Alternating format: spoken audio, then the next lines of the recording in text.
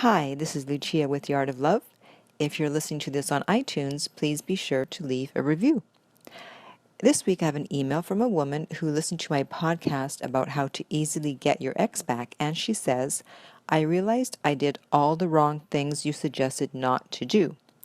I cried, I emailed, I begged, and I feel so stupid for all of it because I know I fed his ego.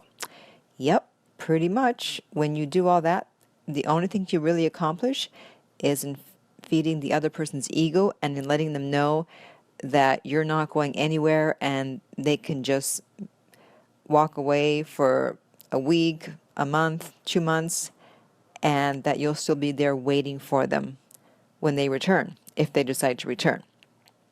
She goes on to say, he's made me feel guilty for all the reasons he wants a divorce.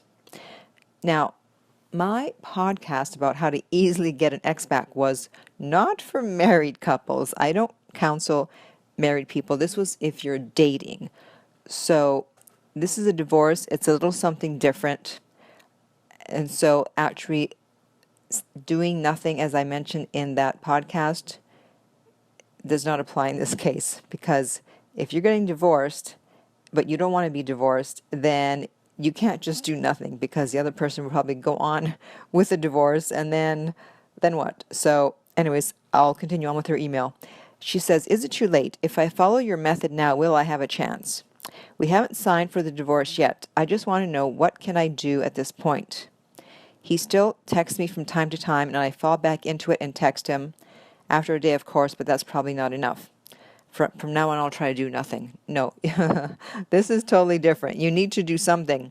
You need to speak to him. You need to sit down and say, hey, you know what? I don't want this divorce. And you need to look at the reasons why he wants a divorce, because he says he makes you feel guilty. First of all, no one can make you feel anything. So he's giving you all the reasons that he's upset, that he felt he needed a divorce. And you have to ask, okay, are they valid? Did I do or not do these things that he's mentioning? And you have to really be honest with yourself and check yourself and see what you did that contributed to the divorce, because people don't usually file for divorce out of the blue just for no reason. He must have his reasons. So you need to look at what you did to contribute, and can you change those things? Are you willing to change those things? And if you are and you can, then you can speak to him and say, hey, this is what I did wrong for my part, blah, blah, blah. Can we change? Can we stop the divorce and see if we can work on this? Can we go to counseling if you haven't already gone to counseling? But just doing nothing at this point will not work. That advice was only for dating. So if you'd like more help with this, you can contact me at my website, where I am available for private coaching, and that also, of course, applies to anyone else listening who would like help with something similar or something totally different to do with love, dating, and relationships.